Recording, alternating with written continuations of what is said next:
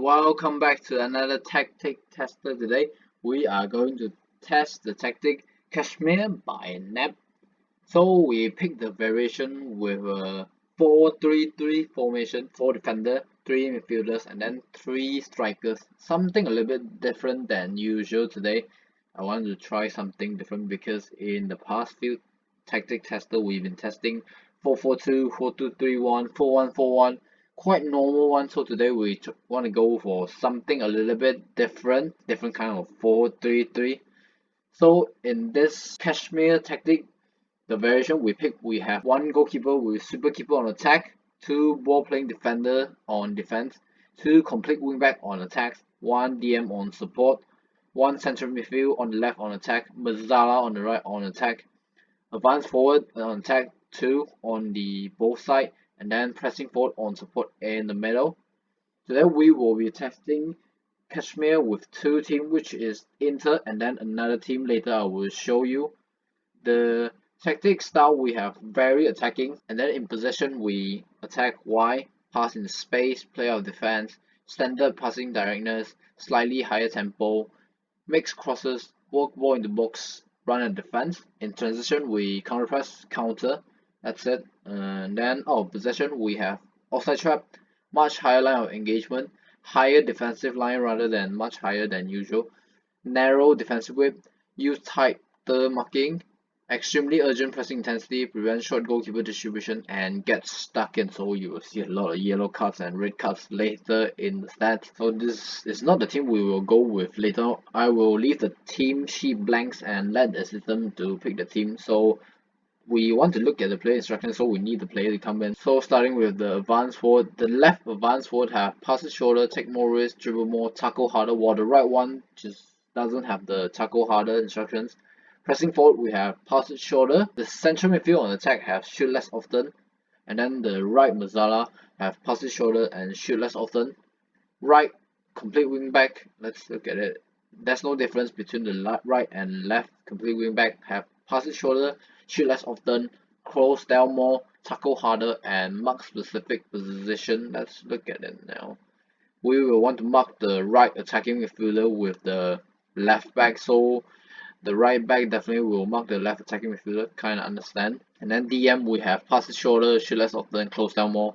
The ball playing defender we have both on pass it shoulder. Goalkeeper, super keeper we have tackle harder. We will show you the corner as well. It's a more normal corner setup than the usual one. And then look at the attacking. Yeah, quite normal, nothing special to mention. I will not go through it too detail. So this tactic Kashmir is a very extreme gegenpressing style attacking tactic. As you can see, we have 3 strikers, so we try to score a lot of goals, basically try to outscore the opposition. We have the wingbacks also on attack, also the complete wingback rather than normal wingbacks, so they also try to score. When defending we only have 3 players back, basically the DM and then 2 central defenders. Even the central midfield and Mazzala are all on attack, so they all want to bomb up to try to score goals. According to Knap's, playing out defense with shorter passing means you will need greater players. In fact, this tactic demands it all. Stamina, physics, as you run all day chasing either the ball or a goal. High mental attributes to make the right choices under pressure. And of course, technique to handle the tempo and tiki-taka. So this tactic definitely suits the more elite top teams only, which we pick Inter. The other team is also quite elite team, which I will show you later. As you can see here, Inter are predicted to finish second in the Serie A, just behind Juventus. We will tell if we can beat Juventus or not. We are also in the Champions League and also Italian Cup. Let's see if we can win that or not. So the other team we have is Spartak Moscow in the Russian Premier League. Let's look at where they predicted to finish really quickly before we go. So they are predicted to finish 4th. So Spartak Moscow also in the Europa League and also the Russian Cup, I guess this is. Let's see if we can win any other competition or even the league, hopefully, but it's definitely less likely for Spartak Moscow. Let's sim forward with both teams now. Okay, first up we have Inter as the champion of Serie A. 33 wins, 4 draws and 1 loss only to Fiorentina. 103 points, 85 goal difference. That is massive. We beat Juventus by quite a lot of points, also a lot of goal difference. Lautaro Martinez is the top goal scorer. Andre Candreva the highest average rating. Candreva with top assists with 20. We will look detail into that later. Let's look at this one. Score 110 goals in the league and then only conceded 25. I am surprised we actually conceded that less because I mentioned it earlier. This whole tactic is all about attacking, attacking, attacking, not really focusing on trying to keep the goals from going in. But clearly it works in the same way. So let's look at the team stats now. So we have Lautaro Martinez as the top goal scorer with 31 goals in 49 appearances, and then followed by Sanchez 25, and then Lukaku with 18. Barella got 9. I think Barella should be playing as the Mezzala, I guess. He definitely plays as a central midfield, but swap around both, like sometimes central midfield, sometimes Mezzala. Okay. Ericsson got 9 goals as well, probably playing as a central midfield or Mezzala as well. Candreva definitely playing the right wing back. Brozovic, let's look at him. Does he play as the Mezzala? No, majority of the time he actually playing as the DM, but he still got quite a lot of goals with 7. Skriniar got 6. Esposito got 6. I pulled him out from the youth team so he can have more games because Inter only got 3 strikers, which is Lautaro Martinez, Sanchez, and Lukaku, which is not enough. So I pulled Esposito up. He did alright. 14 appearances, 5 goals, 7 assists. Assist wise, we have Candreva, we already mentioned that, 20 assists from right wing back. That is a lot. Let's check. Does he play anywhere else? Nope, only right wing back. Barella as the central midfield or Mezzala got 12 assists. Lukaku also got 12 assists as a striker. Sanchez with 9. Lautaro Martinez also got 9.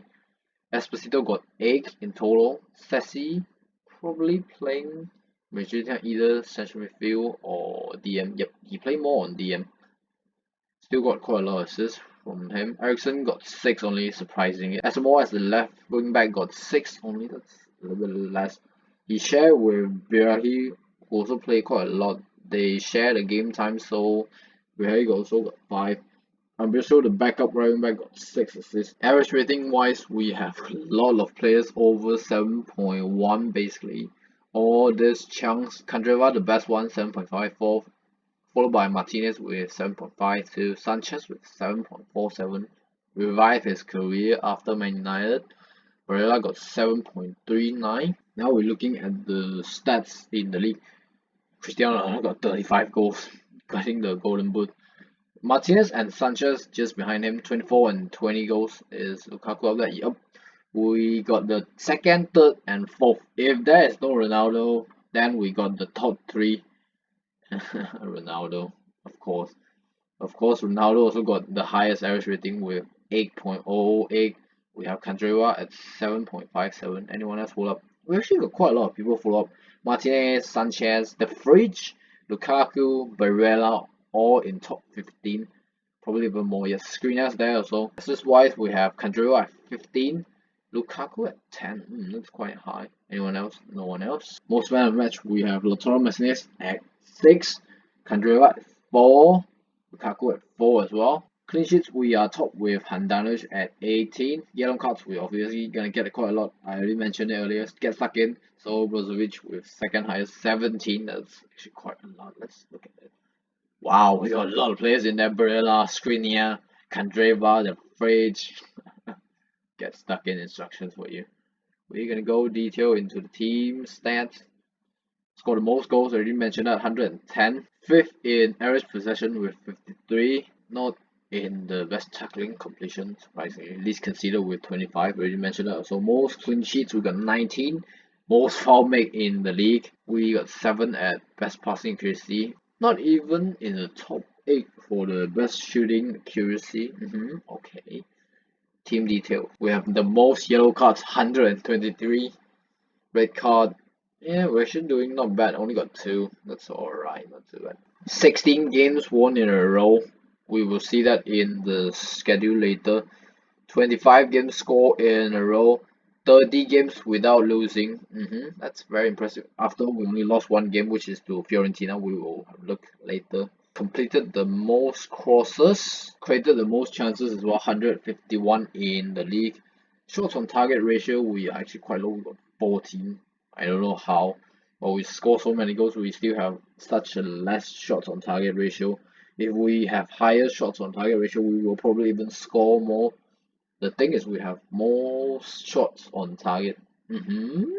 So we definitely took a lot of shots to still get highest, but not on top 10 in the shots on target ratio. We also have the highest dribbles per game with 19.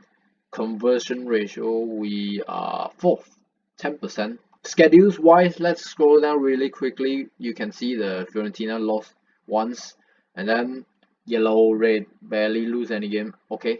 We got knocked out by Real Madrid in Champions League. We lost 5-0 to them away at the Santiago Bernabeu, but won 2-1 against them, but still not enough with the aggregate. But we actually only lost 2 games throughout the whole season. We gone on a really long winning streak since the February until the end of the season. Also winning the Italian Cup final against Juventus. This tactic is quite OP. I know Inter's quite a good team, but still, throughout the whole season, you only lost 2 games. Once in the league, barely, very close to doing the invincible, and then losing to Real Madrid. That's 5-0. That's a bit awkward, but still. Let's go through more detail now. We won 1-0 against Man City at home in the Champions League. 5-0 against Roma, smash them. Anything else worth mentioning? More special one. 4-1 against Milan at home San Siro. Well, that's home for Milan as well. But still, Milan derby, we smashed them first time. Juventus 3-1 away, winning it as well. 2-1 against Napoli away. 2-1 against Atalanta away in the Italian Cup quarterfinal. 2-1 against Napoli in the Italian Cup semi-final first leg. Also winning the second leg 3-0. Beating Fiorentina away 2-0 revenge. And then 2-0 against Lazio at home. 2-0 against Juventus at home. So we're basically winning all the games against them. Also Napoli as well. Let's now move forward to look at Spartak Moscow, see how they did. Spartak Moscow also won the league by 6 points, only losing 1 game as well, as same as Inter. But Russian League only got 30 games in total. We have Pons as the top goal scorer, 20. Fernando as the highest average rating. He also got the most assists. We scored the second highest in the league with 66, quite lower compared to Inter. I know we played 8 games less, the numbers are quite less, but we conceded even less now, this time with 19 goals conceded only. Got the most yellow cards in the league, also the most red cards. Now let's look at the team stats first. Most goals scored, I already mentioned, Pons. We got Andre Schürrle scoring 15 goals. He's definitely playing the striker as well, I reckon. Yep, he's also playing striker. And then Lanson, another striker for us, I guess. Yes, most of the time off the bench, scoring only 9 goals. So who else playing as the striker? Let me look up really quickly. We have Pons as one of the striker. Sobolev, I guess he's playing as the advanced forward majority of the time. Still scoring quite less goals. Is it because of his stats? His stats are alright though. Somehow he only scored this less. I'm surprised. Let's go back and look at it really quickly. Lanson off the bench still score more goals than me, 9 goals. Sobolev is quite low in goals compared to the other strikers, Schürrle and Pons. We have Dijikia, centre back, scoring even more goals than the striker, 8 goals. The left wing back, Lucas, 8 goals. Fernando, the central midfielder, he playing as the DM. He's actually playing as DM, still got quite a lot of goals, 8 goals. Any penalties? No. So all from open play. Just shows that Sobolev did actually not that great, although he got the average rating of 7.03. And then Sigurd, the centre back, also got 6 goals. There's another central midfielder, Yarov, got 5 goals. Where he probably play as the Mazzala or central midfielder. Yep. Let's look at it really quickly. central midfield majority of time. Okay. Most assists we have Fernando already mentioned that he plays the DM still get this many assists. Is it because of his passing range? Kind of makes sense. Yeah, he got 15 passing, 15 vision. That's probably how he get that many assists. Pons as a striker also got quite a lot of assists, 12 assists. Who's the one that's playing as the pressing forward? He also playing as the advanced forward majority of time. I guess then is Schürrle. Yep, Schürrle is the one that majority of time playing as the pressing forward. And then we got Zobny, the right wing back, I guess. Let's look at it really quickly. Yep, majority of time playing as the right wing back, got the third highest assist in the team, 10 assists. Lucas, the left wing back, got 9. Omyarov, the central midfielder, got 8. Sobolev, the striker, got 6. Okay. Highest average rating, we got Fernando, already mentioned, 7.63. And then Pons with 7.36. And then the centre back got quite high as well, 7.35. Followed by the another central midfield, I guess. Yep, another central midfield, I think. Yes, playing as the Mezzala majority of the time, 7.34. Now we're looking at the league. Pons actually got the second highest top goal scorer in the league, beaten by Zuba only. He got 15. Anyone else follow up? Centre back actually got quite a lot, 7. Schürrle got 7 as a striker. Highest average rating, we got quite a lot of people. Not the highest top 4, but we got a lot of players down here. 7.5 Fernando, Gica, Pons, Stopney, Lucas, Unyarov, Gigon. Assists wise, we have a lot. Fernando 11, Stopney got 9, Kuliev got 6. Where is he playing as the honest thing? He's playing probably. Oh yeah, he's the Mazzala. I forget. Can't recognize some of these players because not that familiar with the Russian league, unfortunately. Most player of match, we got Pons at 3rd with 6 highest, and then Gika also got 4 the centre back. He's actually did pretty well in here as a centre back. Lucas got 3 as the left wing back. Clean sheets, we have our goalkeeper Shelinkov at 12 at 3rd place. Most yellow cards, obviously, our one have to be up there. Jinka with 12 highest in the league. Team stats, we score 2nd highest in the league. I already mentioned that. CSK Moscow beaten us by 5 goals, but not far off. But we have the title, that's the most important thing. Best average possession though with Spartak Moscow compared to Inter. Not in the best tackling completion. This is similar to Inter though. Please consider we are first alongside Zenit with 19. Most clean sheet, Krasnodar got more than us, we got 16. So our main goalkeeper got injured, I guess. Most round make we actually are not the highest. We got 464, just 2nd, not in the best passing accuracy as well. 3rd in the best crossing completion. 8th in the best shooting accuracy. That's a little bit lower than I thought. Go more detail, let's go. We got the most yellow cards in the league. I already mentioned that, 103 beaten. 2nd team by 30. Red card also got 5, the highest in the league. Get stuck in the instruction there. Keep going there. Anything worth mentioning? Oh, we score 15 games in a row. We have the most crosses completed, which means we cross quite a lot. We also have the most shots on target, 333, but still didn't score that many, which means our conversion rate are not the best yet. We got 9, only got 9%. That's why CSK Moscow score more than because they have the better conversion rate. We also created the most chances in the league. We got 111. We also have the most dribbles per game, which is 17, beat Zenit by just 1. Schedule wise, we didn't start off the best. We didn't lose, but a lot of draws at the start. So many, I can't recognize the team, but we start off by beating 5-0 CSK Moscow away. CSK Moscow are 2nd team, so I think we did really well in that. And then got some Europa League qualifiers here. And then we went unbeaten actually until the Europa League game against Roma, which we lost 4-1 away. And then also beaten by Roma again.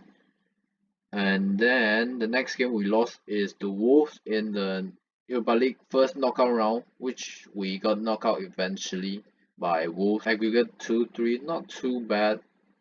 And then in the Russian Cup we got knocked out by Krasnodar.